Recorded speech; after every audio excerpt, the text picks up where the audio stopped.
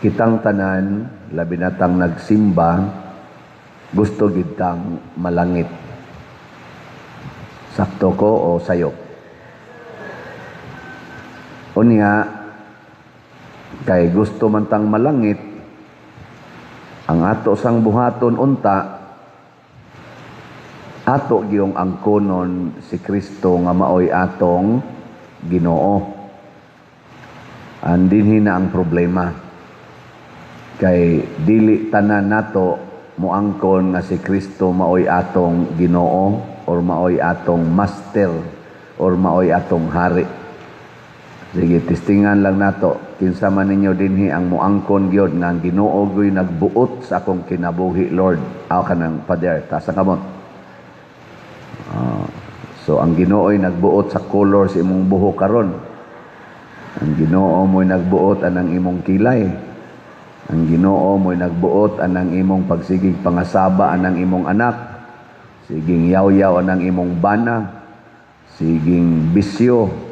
Ang Ginoo'y nagbuot anang imong gipangbuhat karon, kanang imong gidesisyonan, kanang imong pagkaigihan anang yuta, kanang imong paggamit anang mga karsada aron parkingan sa imong sakyanan. Ang Ginoo'y nagbuot ana. Mao na. Igo ratang moangkon sa pulong sa ngalan apan dili sa buhat tawgon taanag nominal believers. Unsa man ang nominal believers? Nituo sa ngalan lamang. Pero kinahanglan gid unta taog witnesses of faith. Mao nang mahimo gid tang mga magsasangyaw sa atong pagtuo pinaagis pagpuyo sa kinabuhi nga gipuy-an ni Kristo. Mao na din sa atong ebanghelyo niingos Kristo, wa gid tinun-an nga labaw siyang magtutudlo, way ulipon nga labaw siyang agalon. Pero ang kalipay sa tinun-an og sa ulipon, kanang maliwat siya siyang magtutudlo og sa iyang agalon. Kinsa ninyo ang gustong maliwat sa kakabos og sa pag-antos og sa kamatayon ni Kristo? Be honest. Mayo kay na mga unom kabuok. Ana, sugod nagkapaong. Unya, kung di ta gustong maliwat sa kakabos, sa pag-antos o sa kamatayon ni Kristo, mura tagwa mo angko niya. Kaya diri man tas pikas nga klase nga kinabuhi. Matod pa ni Kristo, ang dili mo angko nako dinhi siyuta, di sad nako angkonon didto sa langit. Munang ningon siya, ay gyud mo kahadlok. May kani manggong atong paglikay, aning pag-antos, kaning kakabos, labi na gining kamatayon, tungod ni sa atong kahadlok. Kana bang mahadlok ta sa atong lawas, o kung sa'y mahitabo sa itong lawas, mahadlok tang masakit, mahadlok tang sawayon, mahadlok tang pasakitan, mahadlok pagitang mamatay ang lawas. Ang attachment ra gina nato sa tong lawas. Diri sa unang pagbasa, gisgutan diri ang encounter ni Propeta Isaías sa presensya sa Ginoo. Pagkakita gid niya sa Ginoo kadto mga kirubin nga naglupad-lupad, nga mugahob ang tibuok yuta sa ilang pako. Niya nagsigig ingon, balaan, balaan, balaan ang Ginoo. Nakaingon siya, dili ko angayan nga mabuhi o di ko angayan nga mutan-aw sa Ginoo kay makasasala kay ko. Ang una gid niyang nakita mga igsuon mao ang iyang sala. Og moangko nagitas Ginoo nga maoy atong Ginoo, ang una gid natong makita ang atong sala. Kay ang Ginoo kahayag man na siya niya, inigdanag niya nato ang makita gid nato ang atong pagkadili angayan. Kita ra ba gusto kitang moingon nga pinangga kay ko ni Lord blessed kay ko ni Lord, ana. No? Kusog kay ta ana, nya ganahan jud kay ta ana nga mo saksi. Biblia nimo Father no, blessed jud kay ko ni Lord. Wa jud koy gipangayo nga wa niya gihatag. Istoryahe. Oh, congratulations. Og blessed ka ni Lord. Pero tinuod jud kang naka-encounter ka ni Lord. Kay kanang imong gidawat nga mga grasya, kanang kwarta, good health, success, honor, ug unsa pa diha, talents. Gihatag mo nas Ginoo sa tanan, buangon og dili. Wa may pili ang Ginoo. Matud pa sa atong previous nga mga readings, Hosea, yung Ginoo, ako may nag-agak ninyo kanunay, ako may nag-amuman nyo kanunay, gihatagan tamo ang nakaapan lang, daghan ninyo, wa mo ilang, ako di ay nag-amuman ninyo. Ina na ba? Pero magsigi kay tagdaig sa tong encounter nga, blessed kay ko ni Lord, ana, ganahan jud kay ko, kay, so makita gid nako si Lord, abibya nimo Pader no, kanang inig-isa gid nimo sa hostel, muhayag baya Pader, makakita jud ko nga mudanag nako, may Pader ay ka, ako wa jud ko kakita, inigana nako, wa jud mudanag, ikaw, nindutan nimo no, ka-blessed nimo. Pero wa gid ni share nako, pag-iisa gid nimo Pader sa hostiyas, ako yun na-imagine ang akong sala Pader, ang akong pagkayaw-yawan, ang akong pagkasinahon, ang akong malawayon. Wa jud ko nakakita yun ko anak Pader, pagkaluoy day nako. Nga ni atubang kusnaong Ginoo dinhi Santos nga misa, gapuyo-puyo raman di ay ko. Ga same-sex union man day ko ni serve pag yung kong simbahan naam day ko uyab-uyab di ay nga puro man may babae, puro man may laki, nya ga serve pag yung kong simbahan, mag-intron pag yung ko anang Birhen Maria, nya naam day ko kapuyo-puyo or ka uyab-uyab nga same-sex rami. Magsigi pa jud kog misa dire, pero sige man day kog hikap sa didto sa laing hikapuno. Nakita nako ang akong sala. Gasigi day ko din hignubina di ay ni Mount Carmel Pader. Unsa man di ay nga wapa man di ay may magtingog sa akong bayaw or sa akong umagad hangtod karon. Ana ba? Mao na encounter nato sa Ginoo nga para nako genuine. Kay mo gini tinuod, makakita kita nga di ta angayan. Basta maka-encounter tas Ginoo, gilingay mong tupad. Ingna, angayan ka nga motigom og kwarta o mopalit og raffle ticket. Ingna. Doon na kay katungod nga motigom og kwarta o mopalit kag raffle ticket. Sige, ingna. Doon na ba? Pangutan ay mong tupad ba? Yung kapadir, uy, nga nung nitabok manas raffle ticket ang imong humili. Kay kana manggong grasya, kana ba ang kwarta? Ang atong yung hunahuna, igabot sa grasya, tigom. Labi na yung kwarta, tigom. Unyag pangayoon nas Ginoo. Ihatag nimo dili.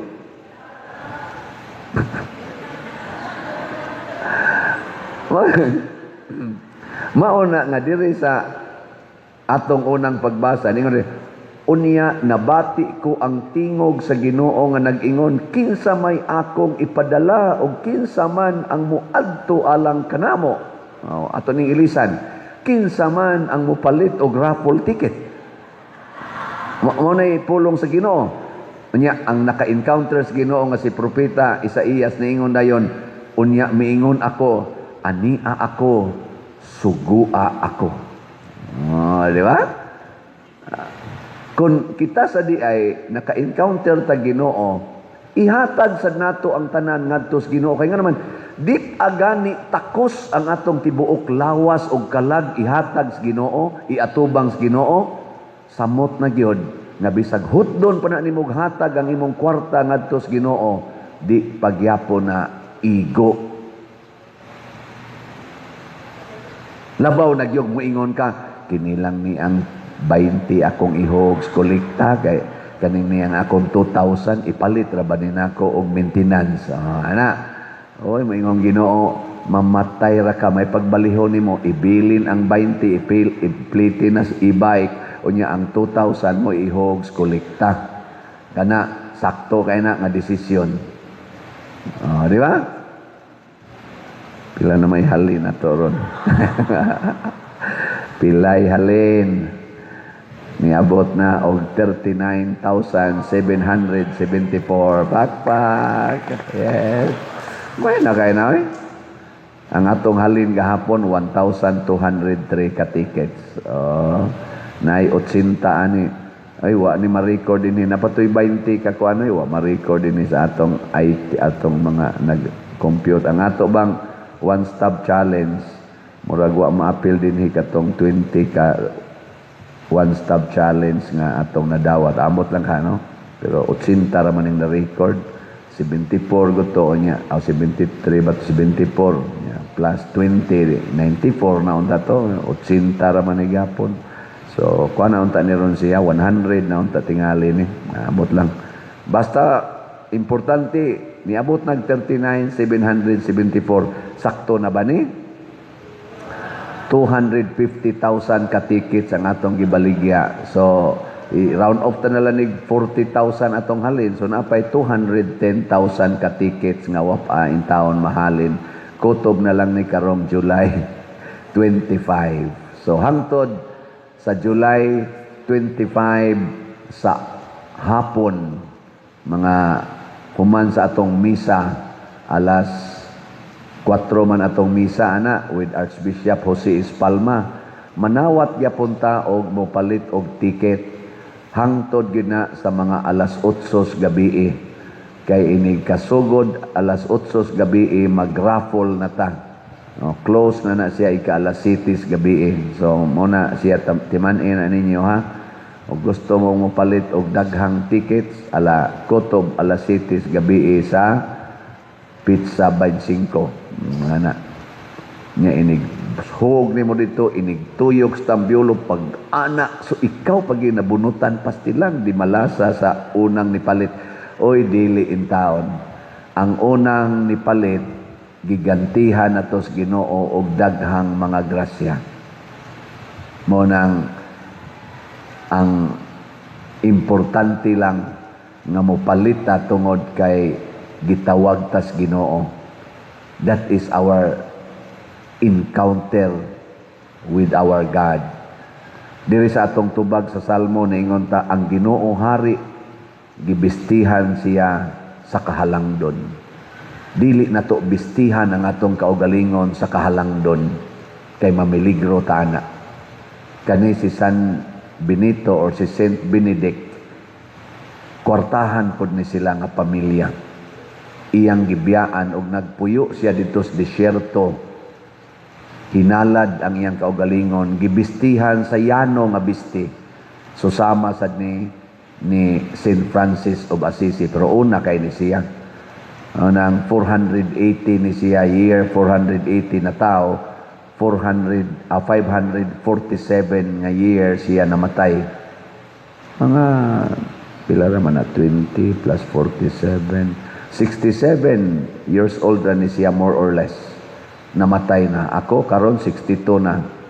5 na lang katuig ang kuwang. Pwede na ko mamatay kung puparihag edad ani niya. Pero ang kabalaan ni San Benedict sa iyang pagpuyo nga para ra Dios Ginoo, nagsuwat pagid siya og rule or kanang reglamento para unsaon pagpuyo og kinabuhi nga hermit or kanang monastic life nahimo karong usa sa mga models anang monasticism. Morning tawag sa nisiyag patriarch of Western monasticism. Ano bang mga munghi ba? Monastic life. Kanang pagpuyo bitaw nga mura kag nibiya sa kalibutan nga ikaw na lang usa. Nga di na ka mahigugma sa mga butang sa kalibutan, makwarta man, madungog man, magahom. Sus ninduta nigpuy-an sa atong mga politicians, no? Karon sige silang pamakak tungod anang impeachment. Klaro kayo ang ilang gipresentar nga witness sa ako lang lay nga pagtanaw, bakakon kayo. Ngano man, sudguwa ang iyang rason, sudguwa pag cross-examine sa defense panel ang iyang rason, sudguwa. Imagine, witness siya, sa tupas saksi siya. Unya, NBI agent pag yun siya. Siya nga na. Pero pag ingon, imo bang giimbestigahan aw diha ba ka sa panghitabo sa wala pag-sulti sa Vice Presidente kining iyang pagbahad nga igurgor ang presidente, asawa niya o ang speaker, ingon din siya, wa ko diha. Di sa to pa, wa siya diha. Yang anong nag-ingon mo siyang witness siya? Niya, gipaluapan. Sige, ato lang ng tugutan, kay NBI man ka.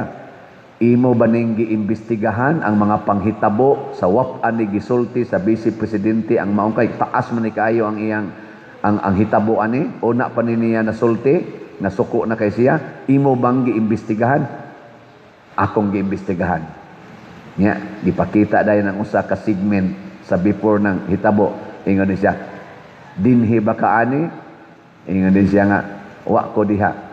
Imo ba ning giimbestigahan? Wa. Giimbestigahan mo. Oh. Kaya mo ingon sa siyang giimbestigahan, pangutan-o na sa siyang detalye dito, wa man siya ikatubag kay ang gi-focus ra di ay nila kadto ra gyung ilang i-accuse nga threat sa national security tungod kay nag-threaten siya sa kinabuhi sa atong presidente. Kadto ra gi sentro. Pero ang panghitabo nganong padong diha wa na niya imbestigahe kay ang ila tinud-anay lang gyud ila ra gyud daoton ang dungog sa tao nga gusto nilang daoton ug sa pagkakaron ang ilang gidaot gipapriso si Rodrigo Duterte, kinsa pa, Jinggoy Estrada, Bato de la Rosa, Marcolita, Defensor, Mike Defensor, nga naman, kana manggong ingnon kang gikan kas prisuhan. Ang tao mo ingon, huy, kabati, gikan din na priso. Mura para nila ba? Hapakala naglapok, ipapriso lang, nabita tay gahom, ipapriso lang. Inka, kunya, o man ni kasong klaro, ay, sus, basta mapriso lang.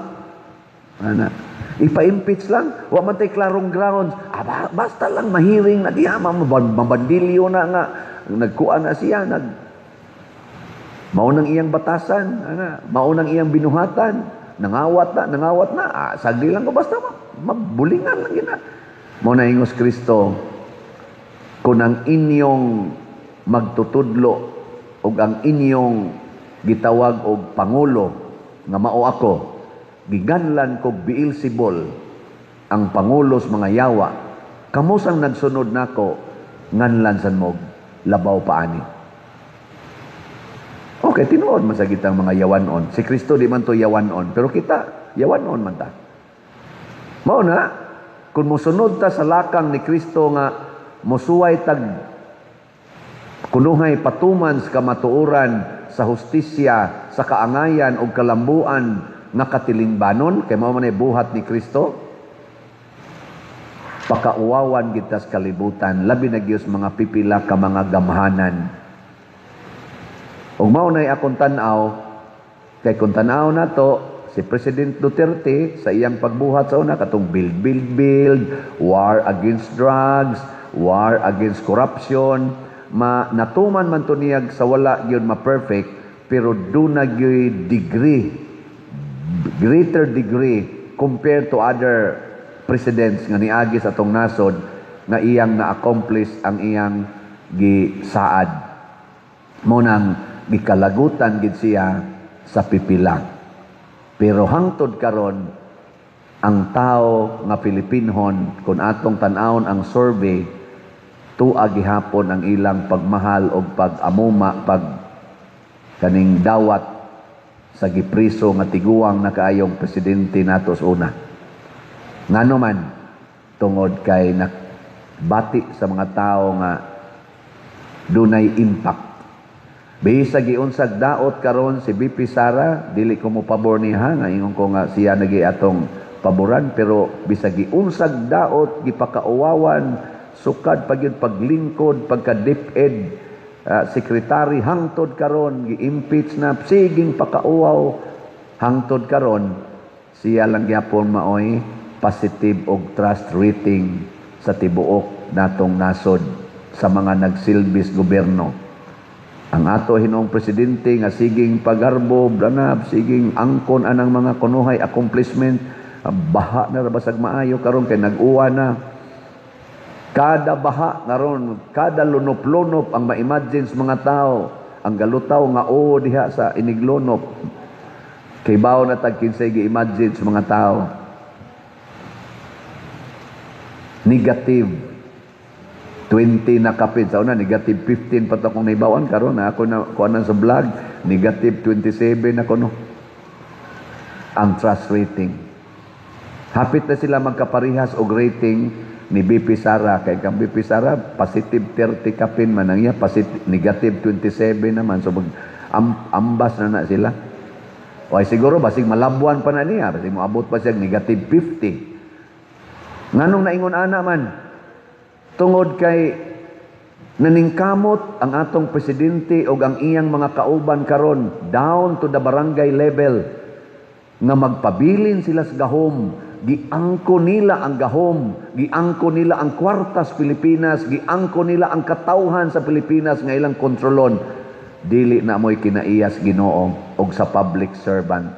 Bisag kaming mga pari, musuway mi ana, mga obispo, musuway ana nga kontrolon ang parokya, kontrolon ang mga tao sa parokya o sa diocese, mabati gyud kang paria ka, luod kay kagnaong para sa mga parokyano. Labi nag-imo day nang ipang-dissolve ang mga organizations kay wa mooyon nimo, imo din nang i-dissolve ang mga chapels kay dili mooyon sa imong palisiya, muluod ginang naong nimo. Kumusta ang akong naong diha ninyo? Di ba agin mo tubag? Sultihi lang ko ninyo unsay nakapaluod sa kong naong ninyo, kanibang sigig baligya sa raffle ticket o kinibang mga igsuon iampo nato ning ato mga leaders. Luoy kay sila, siging pamakak, siging pangawat kining niya sa atong gobyerno. Luoy na kay sila na ang mga ni Roy Vlog na ni viral sana, kita tingin mo na ay nag-wild dito sa ilang meeting sa Malacanang. Malacanang matigito nga setting, nag-wild. Dila na ko isulti, pero naman na social media, gisulti man na, usa sa mga dagko kuno na nga donors sa kumpanya ni Bongbong Marcos. O karon gihimo siyang usa sa mga dagkong tao nga maghimog desisyon diha sa atong panggobyerno. Nag-wild, purting isuga. Kay nga naman, nag-wild na ron sila. Kay ang ilang impeachment, ang unang witness, tingali, wagi klaro. Ang ilasang mga congressmen, nga mao kuno'y prosecutor panel, yun mo prosecute, nagsaliglas mga private prosecutor. Professor man to din sa ato kuno sa UP, ingon man na siya, kanang katong una nga, attorney nga prosecutor. Baga kanunay Igo ra gyud mo introduce ang atong mga congressmen. Hasta ganing atong Senate President, dili wa gani kaatas kanang gitawag nato og presiding judge nga maunta na kunoy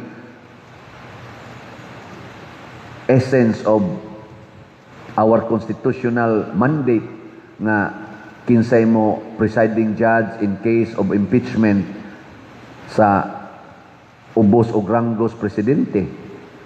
Mao kuno na ingong mga lawyers. Pero karon galingkod-lingkod lang siya dito. Unsa ka na siya? Tigpahid ba ka na siya sa singot ni Kuan? Presiding judge karon. Nganong naingon ana man na? Because ga-assume lang sila nga may kuno sila ana, legislator kuno sila, pero dili sila expert sa balaod.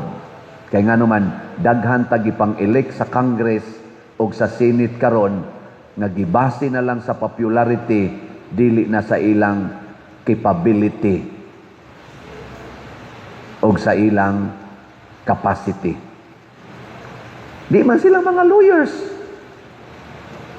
Popularity raman. Mao na, inighatag nila sa one of the mandato isip function sa usa ka senador, mga pa sila, isip usa ka congressman, igo na lang silang mo, publish para panindot sa ilangan o sa ilang naong, sulob-suloban na mga mahalon, kayong sinina, mga barong, suloban na. Pero dili sila ka-function, kaya di sila kamao. Magsalig sila sa mga lawyers. May pagmamiya na sila diha. Ilisi na lang mga tinuod nga lawyers. Di ba?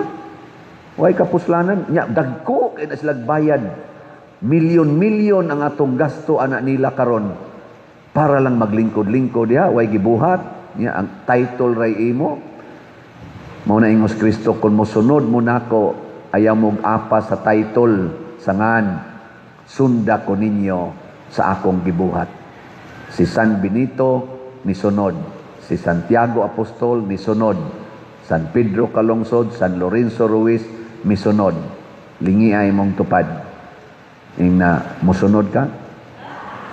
Ana? Wag yun, mulingi.